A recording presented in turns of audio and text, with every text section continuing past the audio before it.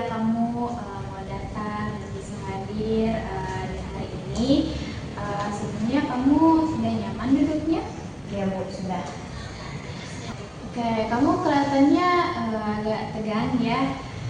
Dan itu perasaan yang sangat wajar kok. Di sini kamu itu bebas, bisa santai saja, nggak ada hal yang perlu ditakutkan. Dan sebelumnya gimana kabarnya hari ini? Baik Bu. Baik, sudah sarapan? Sudah Bu. Sudah, alhamdulillah ya. Oke, jadi pada hari ini kita akan melakukan sesi konseling individu pribadi, di mana di konseling ini, di layar konseling ini itu kita menekankan asas kerahasiaan. Artinya apapun yang kita bicarakan pada hari ini itu tidak akan dibawa keluar dari ruangan ini. Ibu tidak akan menyampaikannya pada orang lain seperti wali kelas atau guru-guru ataupun orang tua Najila sendiri. Nah, kecuali jika ada hal yang mengancam keselamatan Najila sendiri, itu baru boleh diberitahu ya isi dari percakapan kita. Tapi kalau misalkan situasinya aman-aman saja, normal-normal saja, itu tidak akan ada perbincangan yang keluar kecuali di ruangan ini. Apa bisa dipahami? Bisa Bu. Oke, tadi Najila berangkat ke sekolah naik apa?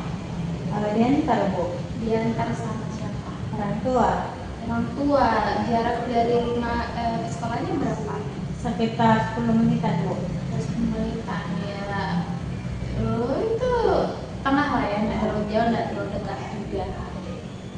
Oke, terus biasanya bangun jam berapa? Jam 6:30 Bu.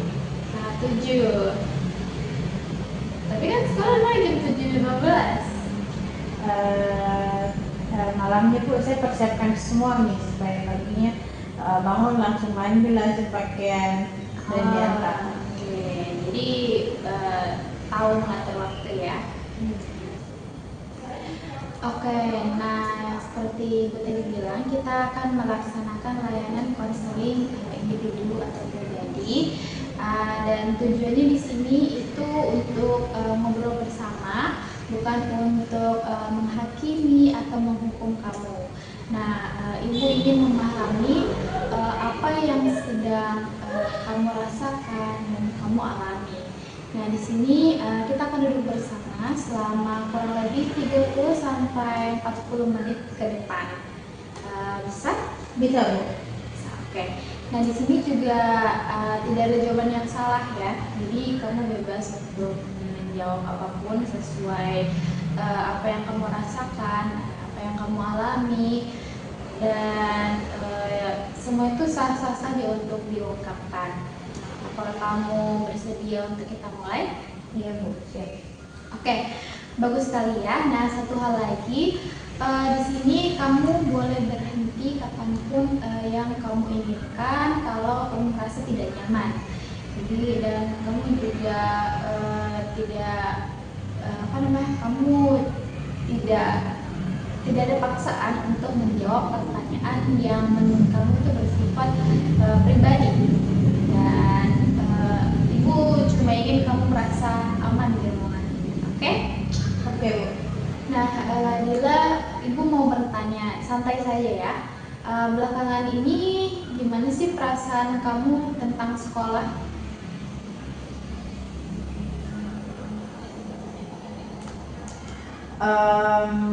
Gimana ya Bu? Biasa saja sih, kadang malas juga masuk ke dalam kelas. Malas, kenapa tuh malas? Malasnya itu dalam artian apa? Oke, tadi kamu menyebutkan malas masuk ke kelas. Nah, Ibu mau mendengar lebih banyak terkait malas itu. Malas yang seperti apa sih yang kamu maksud? Ya kayak nggak ada motivasi Bu, bangun pagi aja sudah merasa berat sekali. Terus pemikiranku ngapain masuk, toh nggak ngerti juga materi pelajarannya. Gitu. Jadi kamu punya pikiran ngapain masuk toh nggak ngerti juga pembelajarannya apa. Oke, Ibu dengar perasaan kamu itu, dan itu pasti berat ya bila tiap pagi sudah ada pikiran seperti itu. Iya Bu, capek kalau ngerasain itu tiap hari. Oke, Dila, Ibu mau kita ngobrol lebih dalam ya. Kamu bilang tadi tiap pagi itu kamu sudah capek, terus ada rasa malas juga. Coba mungkin kamu bisa ceritakan 1 atau 2 minggu terakhir ini ya, apa sih yang biasanya terjadi pagi hari sebelum kamu akhirnya menentukan nggak usah masuk sekolah.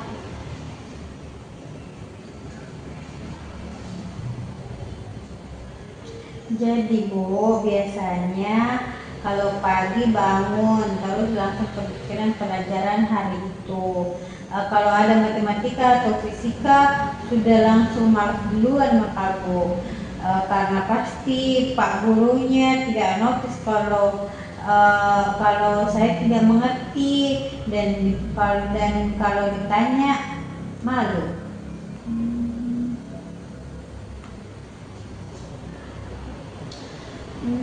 Jadi kamu tuh ada kaitannya ya dengan mata pelajaran tertentu, tadi ada dibilang matematika dan fisika, terus ada juga ada rasa malu. Nah, itu penting, yang dari apa yang kamu ceritakan itu penting. Nah, boleh ditanya, perasaan malu itu muncul karena apa?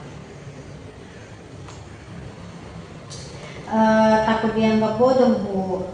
Teman-teman saya pintar semua, saya merasa paling lambat di kelasku, jadi saya mending tidak usah masuk daripada malu-maluin diri sendiri Bu. Jadi kamu punya perasaan mending tidak usah masuk daripada malu-maluin diri sendiri. Nah, itu bunyinya kayak sebuah keputusan yang kamu pikul sendirian ya, dan itu pasti berat. Jadi sejak kapan kamu merasa punya perasaan pemikiran seperti ini? Kayaknya Bu dari kelas 10, waktu itu naik ke kelas 11, tiba-tiba materinya susah sekali. Saya merasa ketinggalan terus, lama-lama ya udah enggak kejar-kejaran lagi. Jadi itu sudah berlangsung kurang lebih selama 1,5 tahun ya. Kamu benar sendirian selama itu. Bila itu sangat menghargai ya kamu cerita hari ini, itu butuh sebuah keberanian. Selain faktor pelajaran yang susah, apa mungkin ada hal lain gitu yang membuat kamu memilih untuk tidak masuk ke kelas? Iya Bu, ada juga sih Bu, teman-teman saya sering bolos, mereka ngajak terus Bu. Kalian bilang kenapa mau masuk ke kelas, buang-buang waktuku saja. Ya lama-lama saya juga ikut nih Bu, apalagi kalau di kelas saya merasa invisible aja Bu. Kalau kayak tidak ada yang notice kalau ada atau tidak. Invisible itu kata yang cukup dalam ya, bila kamu merasa seperti tidak terlihat di kelas.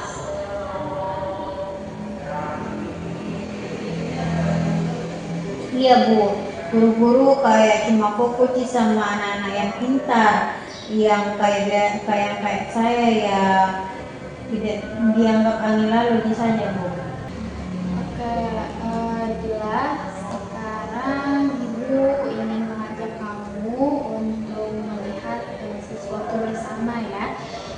selama ini kamu bilang beberapa hal yang sangat penting. Ibu coba ringkas ya. Boleh kamu koreksi kalau misalkan ada yang tidak tepat. Oke Dila, jadi Ibu ingin mengajak kamu untuk melihat situasinya lebih dalam ya. Tadi ada beberapa hal yang kamu ungkapkan, yang kamu ungkapkan.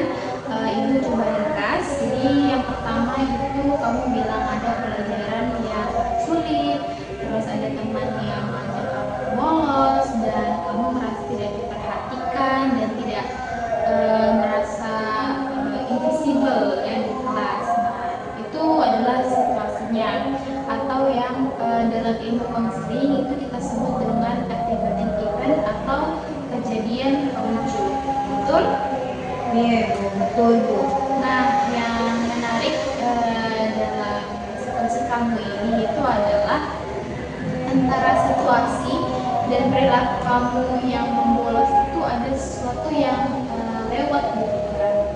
Itu yang kita sebut beliefs atau keyakinan atau kepercayaan. Nah, dari yang kamu ceritakan itu, Ibu mendengar beberapa pikiran yang kamu pegang, misalkan ngapain masuk toh nanti tidak ngerti juga di kelas, atau mendingan tidak usah masuk daripada malu-maluin diri sendiri. Dan atau tadi ada juga kamu bilang Ibu lebih memberikan siswa-siswa yang pintar ya.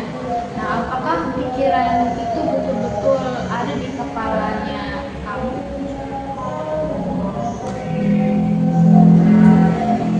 Iya Bu, itu ada benarnya di kepala saya, tapi saya tidak sadar sebelumnya kalau namanya keyakinan. Dan sekarang kamu bisa sadar ya bahwa itu juga merupakan satu langkah yang sangat bagus. Nah, menurut Nabila, apa yang Nabila ini rasakan dan lakukan sebagai akibat dari pikiran-pikiran Nabila tadi?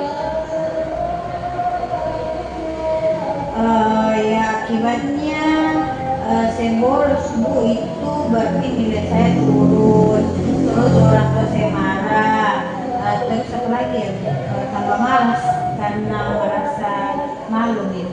Jadi Ibu melihat seperti ada lingkaran ya, pikiran negatif kamu yang membolos itu yang membuat nilai kamu turun. Terus kalau nilai kamu turun membuat kamu juga tambah malu dan tambah tidak semangat, tidak mau masuk lagi ke kelas.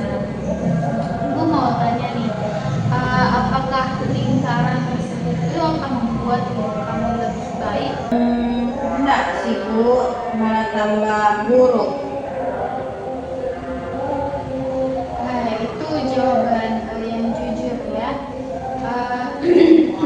Dan keberanian jujur seperti itu adalah modal terbesar untuk kamu bisa berubah. Oke Dila, Ibu ingin mengajak kamu melihat sesuatu lebih dalam lagi ya. Misalkan nih, ada dua orang siswa, kita sebut A dan B. Nah, keduanya ini sama-sama duduk di kelas yang susah materinya. Tadi ada matematika dan fisika. Dua-duanya ini susah. Terus mereka tuh sama-sama merasa tidak diperhatikan oleh guru. Tapi siswa A ini memilih untuk tetap masuk dan berusaha, sedangkan siswa B lebih memilih untuk lulus. Kira-kira apa yang berbeda di antara keduanya? Mungkin cara menanggapi situasi itu beda kali Bu. Yang satu tidak menyerah, yang satu menyerah. Betul sekali ya. Dan apa yang berbeda dari cara mereka menanggapi hal itu? Kalau kita pikirkan lebih dalam, apa sih kira-kira apa sih yang ada di kepala mereka yang berbeda?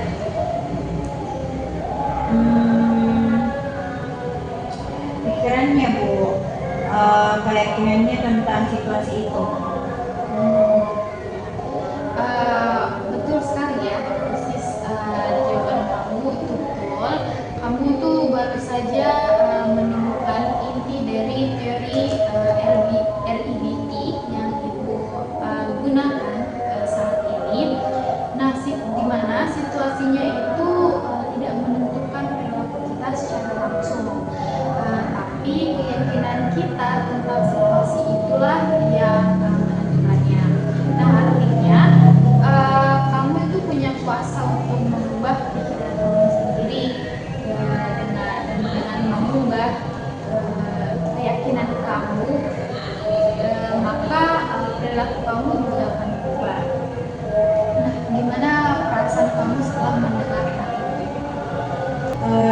kayak baru baru buat saya sih Bu. Jadi selama ini saya sendiri yang bikin diri saya susah. Bukan untuk menyalahkan diri kamu sendiri ya, Nila, itu kamu tidak salah punya pikiran yang seperti itu. Semua orang itu juga punya pikiran irasional atau tidak, istilahnya tidak betul lah gitu. Nah, yang penting adalah sekarang ini kamu bisa tahu bahwa pikiran itu tuh bisa diubah dan itu merupakan berita yang baik, bukan? Iya Bu, kalau dipikir-pikir itu berita baik. Nila, ibu mau tanya sesuatu yang lebih personal ya. Di balik semua ini, apa sih sebenarnya yang paling ingin, apa sih sebenarnya yang paling kamu inginkan dari sekolah ini? Kalau sekolah ini berjalan sesuai harapannya Nila, itu seperti apa gambarannya? Sebenarnya Bu, saya mau lulus, saya mau kuliah, pengen jadi sesuatu begitu loh Bu. Bapak sama mama saya juga kerja keras buat biayain sekolah saya di sini Bu.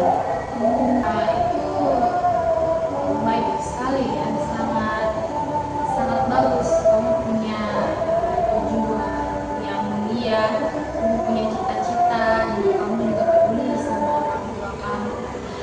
Lalu jika kamu terus membolos seperti ini, apakah impian kamu itu semakin dekat atau malah semakin jauh?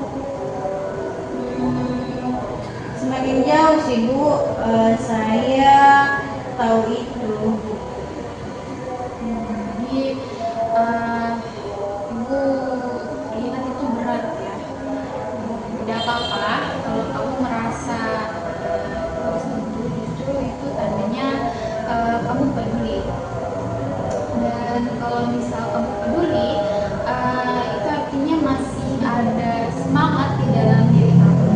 Kita cuma perlu kembali semangat bersama-sama. Apakah kamu mau? Iya Bu. Oke, jadi sekarang kita masuk ke bagian yang paling penting ya. Kita akan menguji pikiran-pikiran yang sudah tadi kamu sampaikan.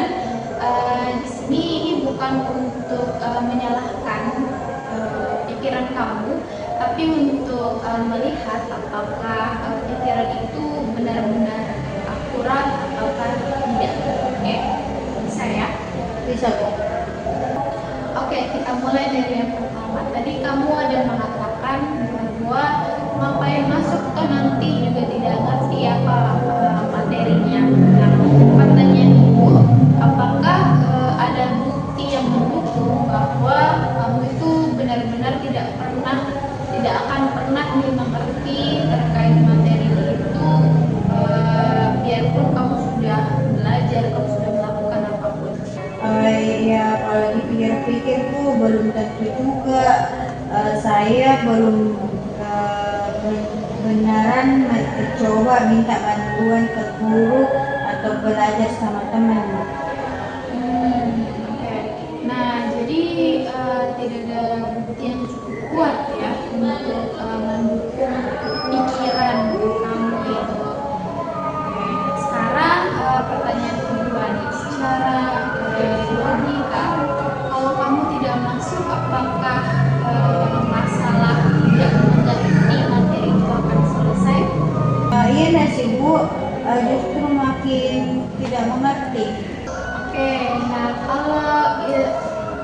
nah oke, selanjutnya pertanyaan ketiga nih, apakah pikiran ngapain masuk itu membuat kamu dekat ke tujuan kamu tadi, seperti yang tadi kamu bilang, lulus, mau kuliah dan bahagia dengan orang tua? Tidak Bu, justru sebaliknya. Jadi yang kamu pikirkan tadi itu tidak didukung ya sama orang terbukti, terus tidak logis juga, dan tidak berguna gitu. Itu namanya keyakinan irasional. Dan sekarang kita akan melakukan hal yang sama untuk keyakinan berikutnya. Selanjutnya tadi kamu bilang guru-guru itu tidak peduli dengan pelajaran. Apakah itu benar-benar fakta?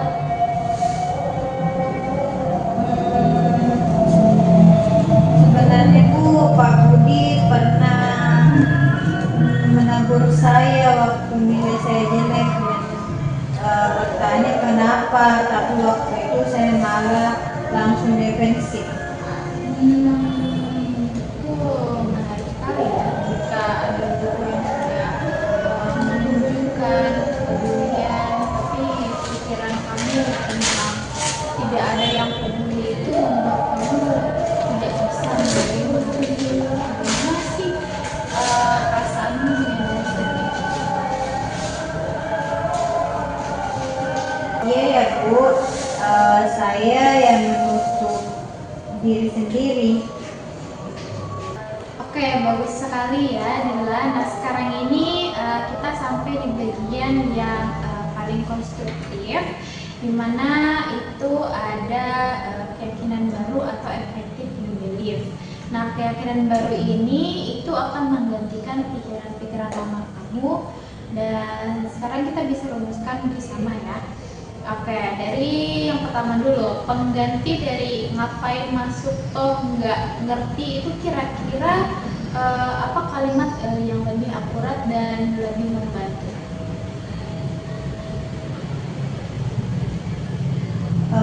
Mungkin meskipun susah, kalau saya masuk dan berusaha, ada kemungkinan saya bisa mengerti tadi Bu. Oke, itu bagus sekali ya Dila, pikiran yang sudah realistis. Kamu tadi tidak bilang pasti bisa, tapi kamu bilang ada kemungkinan, dan itu juga sudah jauh lebih akurat dari pikiran sebelumnya. Oke, sekarang untuk keyakinan guru tidak peduli, apa nih gantinya kira-kira?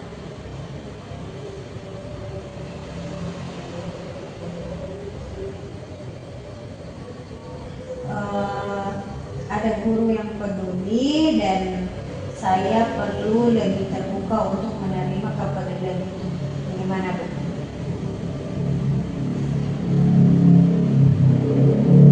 Wah, itu sangat dewasa ya dan sangat bijaksana. Kamu tidak hanya mengubah pikiran tentang guru, tapi juga mengikuti peranmu sendiri. Oke, yang terakhir satu lagi nih, sudah terlambat, percuma masuk. Gantinya apa kira-kira? Lebih baik terlambat daripada tidak sama sekali. Setiap hari yang hadir adalah kesempatan baru. Oke Dila, Ibu sangat kagum dalam waktu kurang lebih ini 30 menit kamu sudah berhasil mengubah 3 keyakinan irasional kamu menjadi 3 keyakinan yang rasional, yang realistis, dan juga penuh harapan. Nah, ini bukanlah hal yang mudah. Terus, bagaimana perasaan kamu sekarang dibandingkan tadi saat kamu masuk ke ruangan ini? Jauh lebih ringan Bu, rasanya seperti ada beban yang diangkat Bu. Saya tidak nyangka pembicaraan kita bisa serasa seperti ini. Oke Dila, nah kita sudah hampir selesai untuk hari ini. Ibu ingin merangkum apa saja yang sudah kita capai bersama ya, dan kamu boleh koreksi atau tambahi nanti. Nah hari ini kita sudah berhasil. Yang pertama itu kamu mengidentifikasi 3 peristiwa utama yang membuat kamu itu membolos. Lalu yang kedua, kamu menentukan 3 keyakinan irasional yang selama ini menggerakkan perilaku kamu bolos tadi. Dan yang ketiga, dan ini yang paling keren ya, tadi kamu sendiri yang merumuskan 3 keyakinan baru yang rasional dan penuh harapan itu. Apakah ada yang ingin kamu tambahkan? Mungkin saya juga menyadari bahwa saya harus lebih berani buka diri ke orang yang bisa bantu saya, Bu. Itu yang ingin saya tambahkan. Oke, itu insight yang sangat baik ya, bila keberanian kamu untuk terbuka itu merupakan satu kunci. Nah, bila sebelum kita menutup layanan hari ini, Ibu ingin memberikan kamu sedikit pesan bahwa perubahan itu tidak selalu mudah dan tidak selalu linear atau berjalan bersamaan. Mungkin ada hari-hari di mana kedepannya kamu itu ada pikiran lama itu datang lagi, dan itu hal yang normal. Tapi sekarang kamu punya senjata baru, yaitu 3 keyakinan rasional yang kamu tadi susun. Ya, Bu. Siap, Bu. Saya akan pegang ini, Bu. Oke, Dila, Ibu cuma mau bilang satu hal. Tadi kamu masuk ke sini dengan langkah yang ragu-ragu. Sekarang kamu mau pergi keluar dari ruangan ini dengan pikiran yang lebih jernih dan keyakinan yang lebih kuat. Itu bukan karena Ibu, tapi karena kamu sendiri yang mau berproses, dan Ibu sangat bangga terkait hal itu.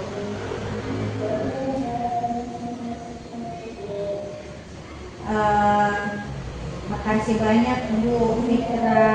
Ini beneran membantu saya. Saya tidak menyangka bakal merasa setenang ini. Ya, sama-sama Dila. Pintu Ibu itu selalu terbuka. Kalau misalkan kamu merasa butuh ngobrol lagi sebelum jadwal kita 2 minggu ke depan, kamu boleh datang kapan saja ya. Dan Ibu tunggu di ruangan ini. Iya, Bu, insya Allah. Terima kasih, Bu. Ya, sama-sama. Assalamualaikum, Bu. Salam.